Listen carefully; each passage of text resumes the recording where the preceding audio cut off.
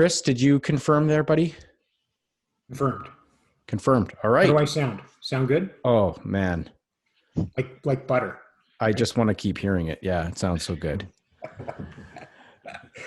Okay, so we'll get going. 5, 4, 3, 2, 1.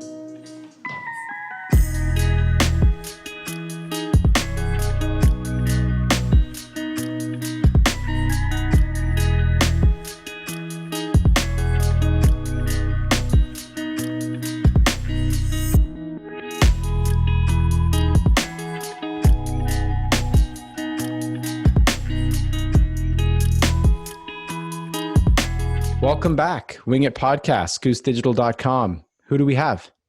Robin Kroll. Chris O'Neill. Jen Pugsley. Cassidy, Allison. Michael Turksani. Thanks for joining us, Cassidy. Nice to see you again. Welcome. Thanks. I'm excited to be here. Yeah, welcome to the podcast. As you may or may not know, this podcast is highly ranked, as we like to say on the podcast. We get millions of views on YouTube and several 100 million downloads a month on all the other platforms. So this is going to be a great exposure for you and your brand. I'm joking, of course, no pressure. Yeah, thank you for taking the time. Thank you for hanging out with us. This is going to be a really great podcast. Why don't we just kind of go around between yourself, maybe a little bit of an intro, and then Jen and Robin on background working together as we start off here. Sure. So as I said, I'm Cassidy Allison. I'm the Marketing and Member Insight Specialist at the Commonwell Mutual Insurance Company. Previous to that, I worked with brokers of a couple different sizes, all the way from sort of a small 30 to 60 person shop, all the way up to 1,000 employees. And now I'm over at the Commonweell. If you're not familiar with us, we are one of Ontario's largest mutual insurers. And we serve a lot of rural communities in Ontario with a large network of brokers all across Ontario. Awesome. And we got to know you through one of our projects together for a couple of years. Jen, did you want to talk a little bit about that too? Yeah, so I had the pleasure of working with Cassidy starting, I think 2016. I think it must be that long ago. While you were at Navigators, and that was a pretty hefty marketing program across kind of all areas, including technology. And I think it was a multi 3-year engagement that we close to that together, and we've had fun. We've gone out, we've stayed in touch, and we've been met up in Edmonton, which was super fun. And I think that was kind of on the brink before the COVID. So I always have fond memories of meeting you downtown for a drink, because that was pretty much the last time I could do that. And just really happy to be in touch with you and have you on our podcast today. Yeah, I'm super excited. And like you said, that time that we worked together was super great. And, to pump your guys' tires a little bit, we didn't end that engagement for any reason other than that our company just drastically changed their acquisition. So I'm always excited to stay in touch. I think you guys do great work. So I'm happy to be chatting. Thank you. Yeah. Well, I think, talking today, you sort of mentioned it a little bit on your introduction. And I think it's, you have an interesting, relatively accelerated career in marketing in the insurance world, right? Like, I don't think it's that common for somebody like yourself to kind of come in and instantly go through a pretty sizable integration project that, we were part of with you, with McLean Hallmark and Navigators, and then seeing kind of the broker network stuff evolve and now being on the carrier side. And you touched on it, and I know that's going to be one of our first things, is just around team size and shape to really do this, and sort of the demands that are on marketing in 2021. So, this podcast, we're going to talk about, what it takes to sort of, do marketing in 2021. I mean, we've been in the industry for a little over 5 years, and wow, is it ever different? I mean, it's just, the acquisitions and the landscape, and the digital transformation speed is unreal, right? We all know that. But, every year we evolve. So we're going to talk about team sizes and really what you think, goes into that. We're going to talk a little bit about, setting up your team and your in-source, outsource stuff and what really works for you as a business. And then get into some specific strategies that you're working on around the broker education series. So, with that, I'm gonna sort of turn it over a little bit to the floor to just let's explore the concept of like the team. Like, how big are these teams that you're seeing, Cassidy? What are some of the the internal sort of dynamics that you're seeing from like marketing teams as we move more and more into the world of marketing here in this industry? Yeah. So, I mean, like I said, I started with, at the time it was called Moore McLean, very small, 60 people. I was their only marketing employee. They weren't outsourcing anything. It was just kind of whatever they could do in-house. And that can work for some brokers, for what you need to do. If you're small and you're focused on a very small geography, that can definitely work. You just need to think about what things you can tackle, because you really cannot do it all if you're doing it by yourself. But as we grew, and you mentioned the McLean Hallmark Navigators integration, that kind of came next. And as we grew, the team grew to 2, as well as adding you guys as sort of our big marketing resource vendor. And that was critical to the growth that we were able to achieve in that time.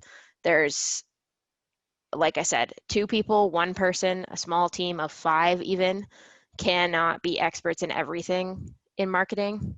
And so if you need to sit down and think about what are your strengths within your current team, what are the strengths of a vendor, and what are the things that you need help with. And that's sort of what I'd love to chat about today, is your guys' perspective on things that you see people needing help with, but also I'd love to add my ideas to that.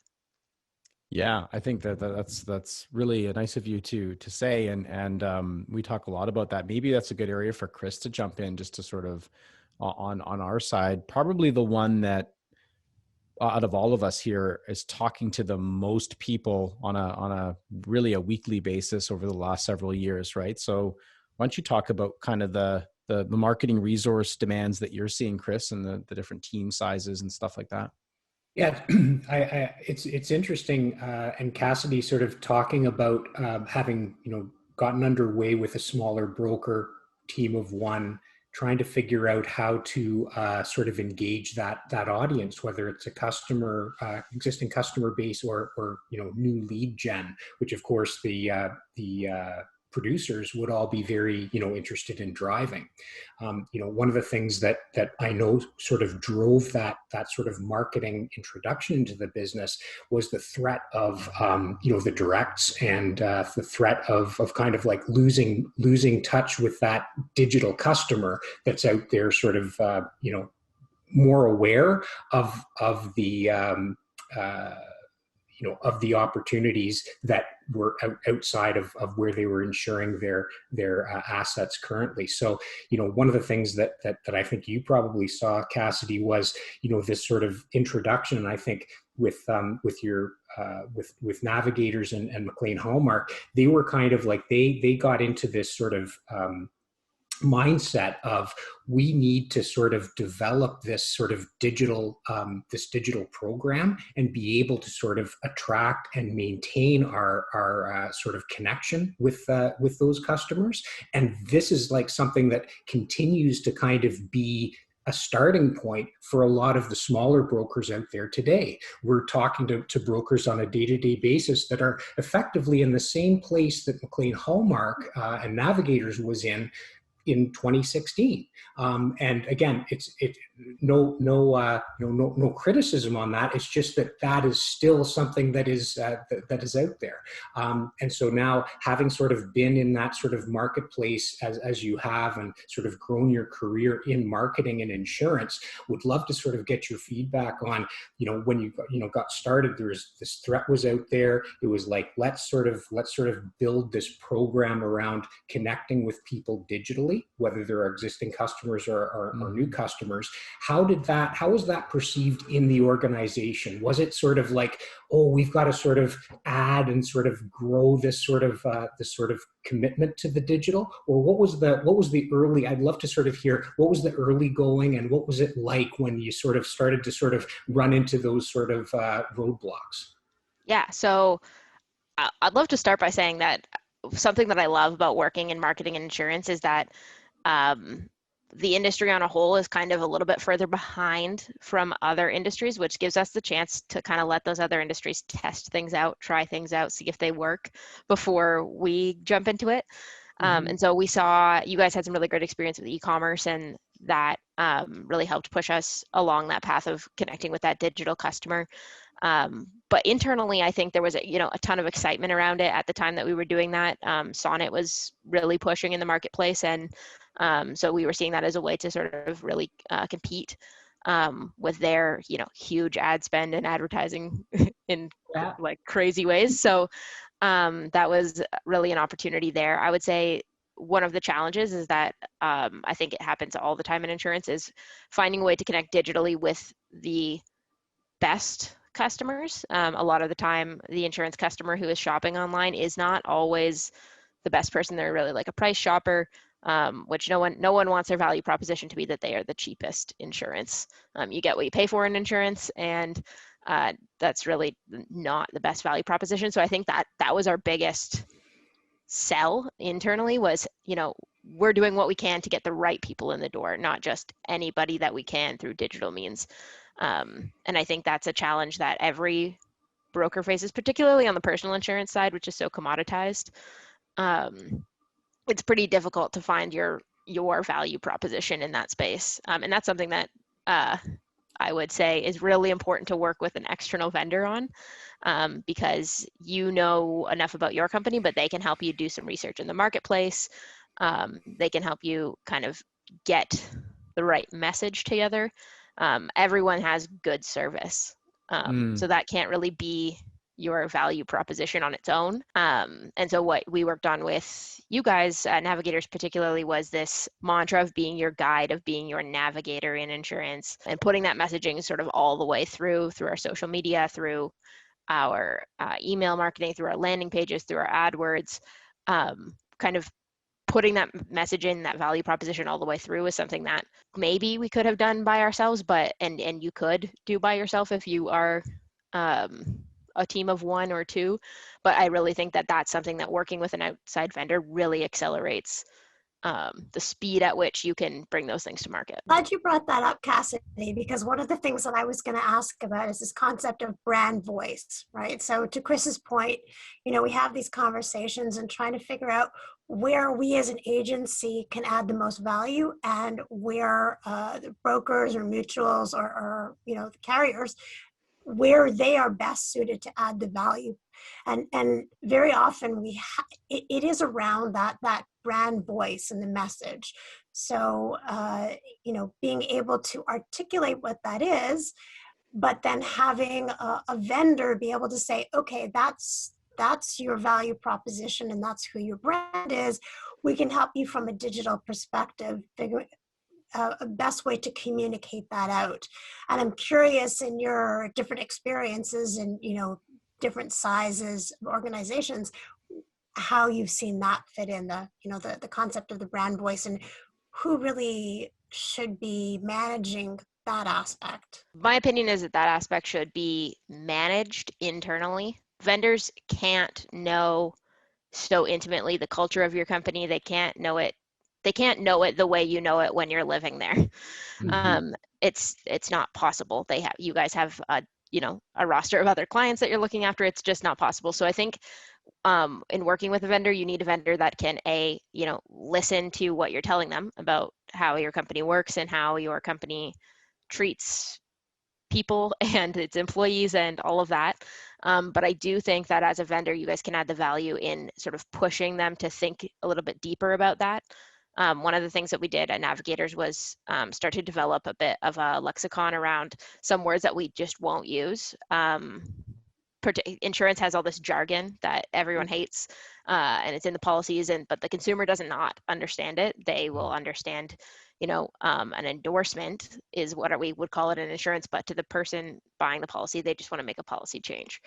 And so creating some of that different language has to come from inside your own company, because for some of the generic insurance words, you guys are experts in that too, so you can kind of guide that, but from the real knowing your customer and what they want to talk about and how they want to talk about it, that has to come from inside the house. Yeah. And so Cassidy, at the Commonweal now, you're a small team, you're a team of one. Yes. Yeah. So when you've, kind of made those decisions of what it is that you, or, that you own, as opposed to what you want to outsource, how did you, handle that decision making?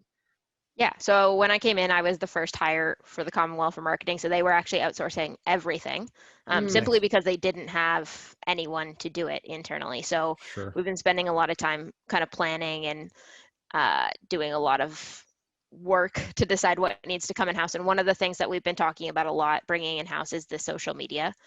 An agency like you guys can provide, guidance on best practices for social media and design guidance and all of that. But for the content to feel authentic, it has to come from the team inside.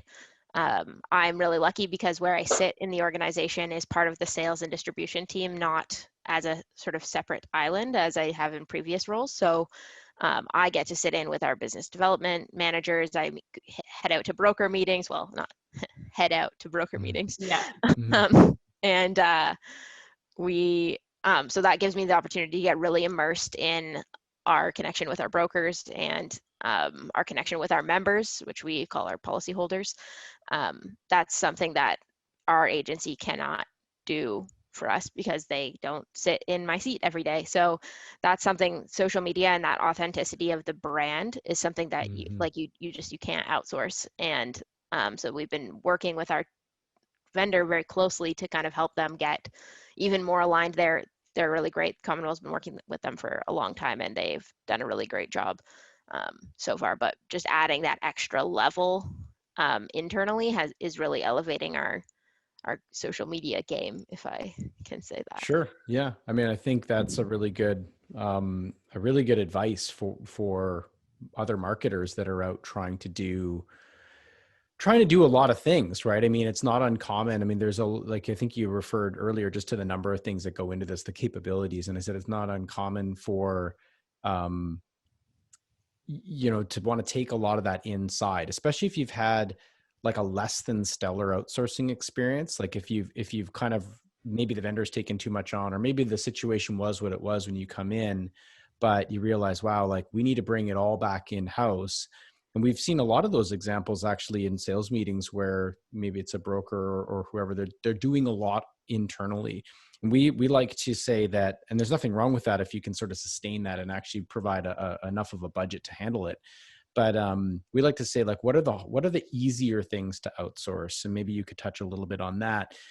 Clearly the hard thing, and it's basically a no-no, right? You touched on it, outsourcing your brand voice, outsourcing your content, to the degree that the core is now no longer inside the company. That's not a good thing, right? You want to keep that core and as much of the messaging and the writing, and maybe the vendors chip in on some incremental creative, or like you said, some guidance on what could work from a best practice. But if you had to pick the things to outsource, I think maybe you could touch a little bit on, the things that are harder for you to hire. If you had to go to the team and say, hey, I want to hire, I don't know, an SEO person or this and that, like, maybe you could touch on a few things that are easier to outsource.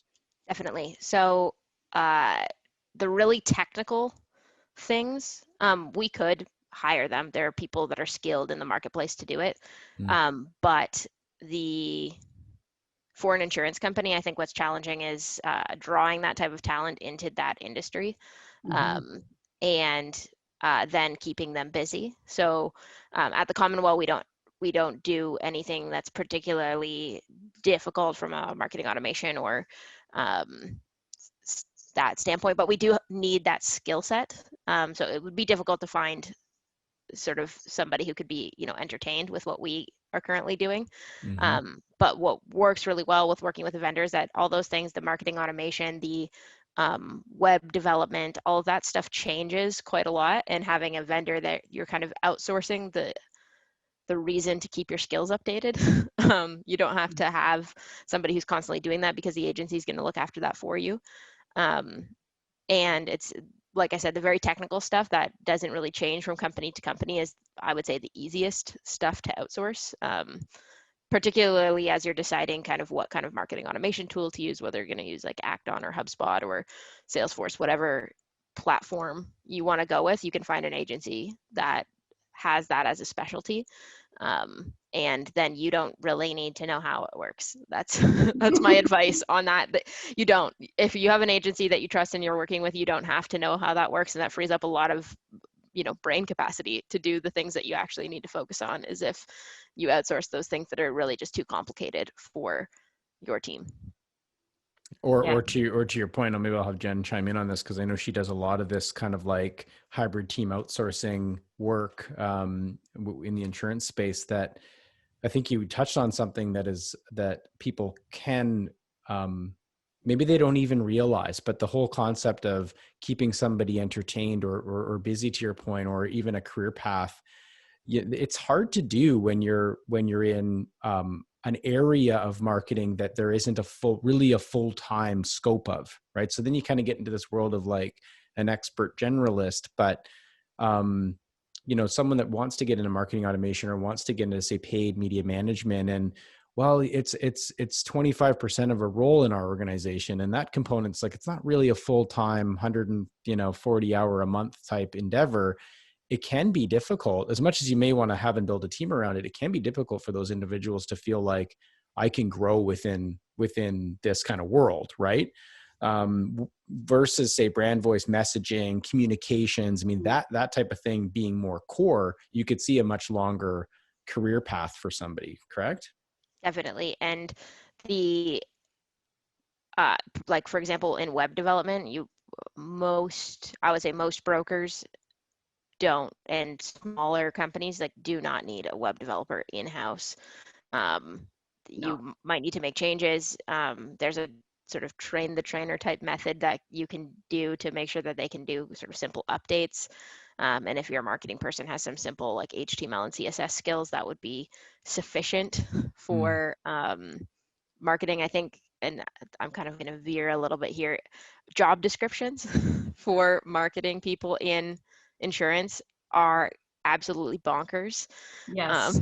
Because they're often hiring one person who needs to do a lot of different things.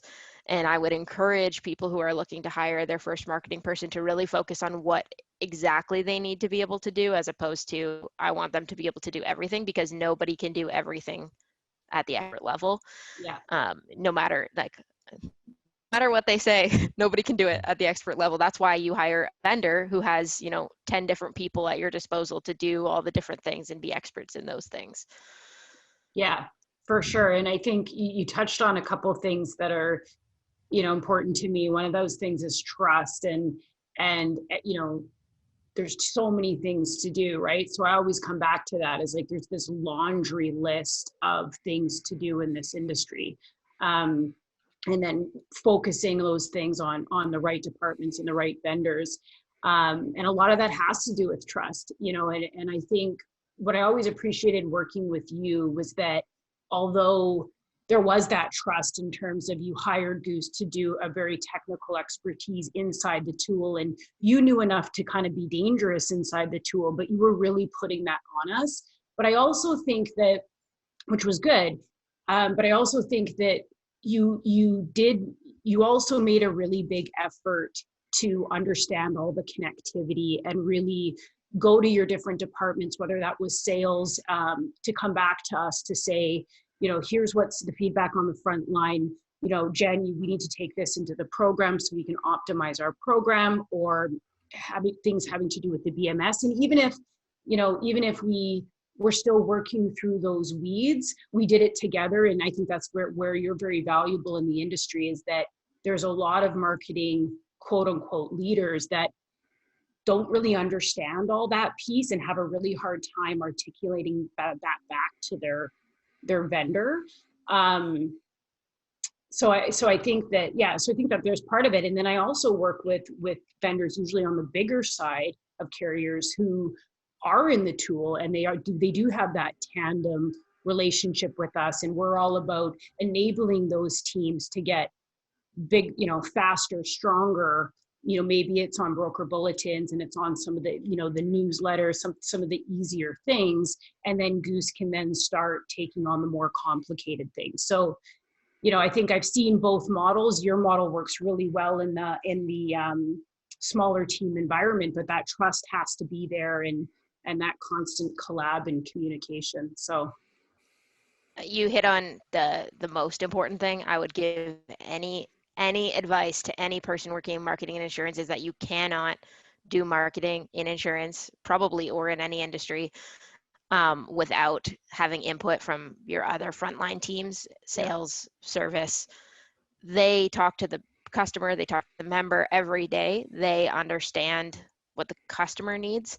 Sometimes getting that information out of those teams can be a little bit like pulling teeth, but it's so important that you have someone leading your marketing or someone within the marketing team who's able to really collaborate cross-functionally, because you can't just operate marketing in a silo.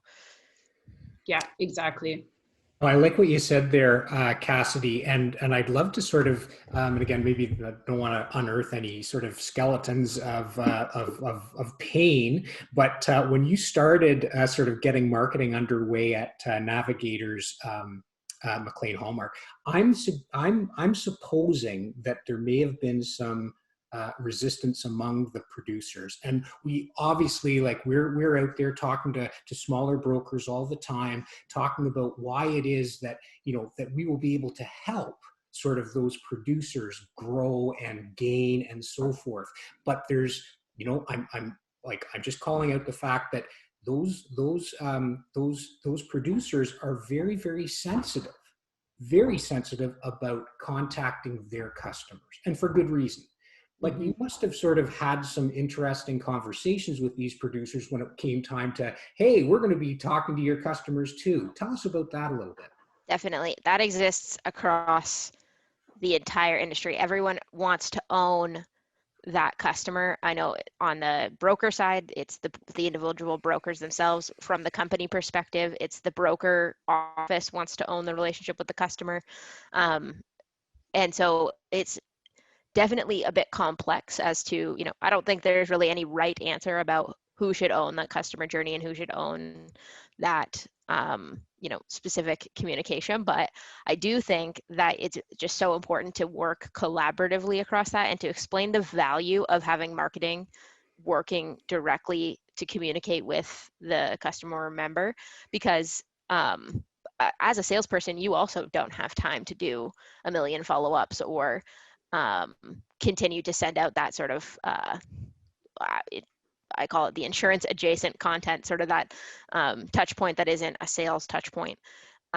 They just simply can't do all of that. And so it takes some time to set the value up for those producers to understand that, we're not trying to disrupt your relationship with the customer. We're not trying to, take that ownership away from you. We're trying to add additional value that you simply don't have time to deliver yourself. Yeah. Sure. Yeah, no, that's great. That's a really great, I think that's helpful for organizations that are going through that process and a little bit concerned at this point about, well, especially I think when you do the first few campaign waves or when you're in their first year, let's say, well, it's very, very common for somebody to come back and say, well, we didn't really like the way that email, I had one of my customers say something, and, well, it's one example and we need to look at it and say, is it indicative of like a broader problem and we're really risking upsetting the customer base, or is it, again, through that education and awareness process, just more so the early development of your digital program? I think that's a good, actually, sort of segue into we kind of looked at the past a little bit and some good advice kind of around that. Maybe switching into sort of what you're doing today. I know we wanted to talk about some big strategies around broker education. So did you want to lead us off into that world, 2021 marketing for you, what you're up to, and on the broker education side? And then maybe, I know Robin wants to bring up a previous example of something. So yeah, take it away. Yeah. So over at the Commonwell, we have a really big focus on building that strong relationship with our broker partners across Ontario. We focus really, really heavily on that rural Ontario setting, and as well our roots are in farming, as are most mutuals. And farming is a really complex business. So we've been spending a lot of time working with our brokers to educate them on sort of the best way to go about working with farmers. And something that we're doing, I think, a little bit differently on the broker education side is that a lot of the other carriers tend to focus on sort of product education or like very specific skills.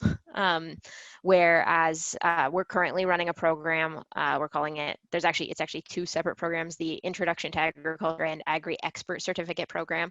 The Agri Expert is 14 courses, and the intro one is, I believe, 7. And both of those programs are strictly about what does farming look like in Ontario? What do each of the different types of farming operations look like? What does a dairy look like? What does a beef farm look like? What is poultry? What is swine? All of those things are really not very insurance focused. We are offering Rebo hours for those courses, but we haven't been advertising that they're for credit. People are just kind of like fun surprised at their Rebo certificate afterwards. Oh, cool.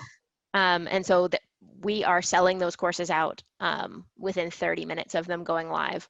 And they're selling them out. They're free to our brokers, but they're really, really enjoying them. And so far we have I think we have about 30 people who are about 50% of the way through their Agri Expert certificate. And we expect that they'll complete those end of the year. And that Agri Expert certificate covers off all of the things around farm knowledge, but then we also do get a little bit into the insurance near the end. And then we also have a farm marketing module that I'm going to be leading. And that really gets into, speaking the language of the farmer. And that's, I think that's the example Robin wants to bring up. So I'm just going to jump into it if that's okay. Yeah. Yes. So like most insurance companies, we also do co-op marketing with our broker partners. And we were recently working on a co-op project where we were talking about a specific product that we offer for poultry operations, specifically for the chickens that lay eggs. And we were helping them with an ad, and the copy of the ad had said for poultry operations, but because the product is so specific and the farmers who are, raising chickens specifically for eggs have a specific language that they speak, we sort of educated the broker on that language that they need to use. And it should have said for farmers with layer operations. And it's like a small change to the copy that can really help sell yourself as an expert to the member. And I think that's what our agriculture program that we're currently running is really doing for our brokers, is giving them sort of a leg up in the industry for those that are not, farm kids turned brokers. And by layer, you're referring to chickens that lay eggs. Yes. Yeah. Yes. And in case you're wondering, the chickens that are from me are called broilers. Oh, broilers. Interesting. Yes. Cool. But I think going back to kind of where this started was around, you brought up this point around, well, I think between you and Robin, talking about brand voice and really brand, and what does that mean to you guys, to the Commonweal. And I think what you're through these programs is your education programs are about helping have a better conversation with the end, what hopefully becomes an end member, right? And through these advertisement options, it's further kind of connecting with the end customer in a way that they really understand. So again, it all comes back down to, where do you want to position yourself as a brand? Do you want to be kind of in that lens of like really helping build relationships and connecting with the end member through this educational, or is it more, hey, we want to be the technical, T's and C's on product, right? So you're right in that. I think a lot of it does start with that, and then it can inform your tactics and your messaging and all that, that downstream. I think it's important when you're working on a broker education strategy that you're really focusing on delivering education that helps the broker achieve the value that you want them to. So like I said, we have a really strong focus on farm. And so that's why we started to go out really, really strong on educating on farm, because that's something that we really care about. And we could, carriers provide REBO accredited education all the time, and you could do it on any topic and you would fill the room because people need their REBO credits and they might find it interesting or they might not. But I think what's really important is creating content through your education programs that really gets the brokers excited and provides value beyond the REBO hours, because everyone needs REBO hours, but if you are driving that value outside of that, then people are going to continue to come back and continue to re-engage with your company brand on the company side. And the more they engage with your company brand, the more they sell your products, it spirals, right? It's interesting because that's been the hot topic of 2021 in our world too, with working with providers, is trying to get them to come and register with, beyond the REBO credits. And Chris, it's so fun for me because I've been waiting for somebody to do something cool digitally with farm. For Chris and I were talking about farm back at IBAO 2018, whatever the last one we were allowed to go at, and I was like, someone's gonna do something cool with farm. And so I didn't realize that's right. Your courses were going to be so awesome. So that's good, because I think there's a big opportunity for farm in the next evolution of farmers, in our new world. Yeah. So cool. And I loved, Cassidy, obviously I love that story. And we talked about it a little while ago for a couple of different reasons. First of all, I learned about layers, which I'd never known about before. So first of all, education. But another aspect it's this concept of authenticity. And if you look at marketing as a whole, and this is insurance, it's across any industry, and you think of what is actually going to resonate or what's a differentiator with the end consumer, and it is that concept of authenticity. I think it's a huge differentiator. And another aspect of that I loved is and Jen, back to your point as well, this concept of education, and investing in educating your partners, your customers, so in a B to B to C kind of environment. And we've seen a huge increase in that over the last year. Obviously, part of it was driven by COVID because, there were more limited ways to have the conversations and communicate out information to huge groups. So there were courses that started, and they were from the carriers, the mutuals. We're seeing it from some of the MGAs. We're seeing it from the organizations who are actually investing in their partners and going beyond just, this is our product, this is how the product works, this is what the coverage is about, but it's actually more. It's investing in them and educating them on how to really engage with their end consumer. And it's such an amazing value proposition. And while the insurance industry is a little bit behind in certain aspects, like in technology, I love that we're actually moving towards the forefront in this aspect. Awesome. Well, I think that covers it, guys. And this was a very sort of, I think one of the better case studies, just being able to look back over a number of years and see the development, both from yourself, Cassidy, and like where you've personally come from, but also the trends in the market and good advice to anyone that's in this space that might be resource constrained, which we're all, resource constrained to some degree, need to do more with less and want to be smart with where we're putting our dollars, and some really cool kind of strategies that you're employing to connect with your partners and the end members in a way that is going to be meaningful and provide Commonwell with a long-term brand, presence. So if you have maybe some parting words, that would be great. And then I think we'll wrap this up. Yeah. I guess I have sort of one more small piece of advice. If anyone's listening and they're thinking about doing marketing in insurance, or maybe you're just thinking you need a job and marketing is available in insurance, I would say do it. It's a really great growing industry.